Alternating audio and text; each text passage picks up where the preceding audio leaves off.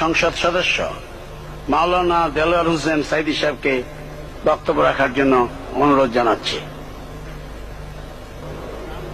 নাহমাদুহু ওয়া নুসাল্লি আলা রাসূলিহিল কারীম ওয়া আলা আলিহি ওয়া আসহাবিহি আজমাইন। আউযু বিল্লাহি মিনাশ শাইতানির রাজীম। বিসমিল্লাহির রহমানির রহিম।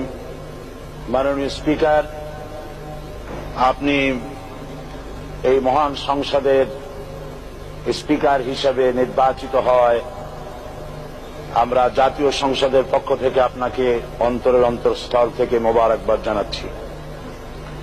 মাননীয় স্পিকার, আমি আজ এই সংসদে দাঁড়িয়ে ওই মহান আল্লাহ পাকের প্রশংসায় সেজদা অবনত হচ্ছি, যিনি 1 অক্টোবরের ব্যালট যুদ্ধের মাধ্যমে সুদীর্ঘ 5 বছরের দুঃশাসন, সীমাহীন দুর্নীতি, ইসলাম বিরোধী কর্মকাণ্ড, দেশব্যাপী ভয়াবহ সন্ত্রাসের মোকাবেলা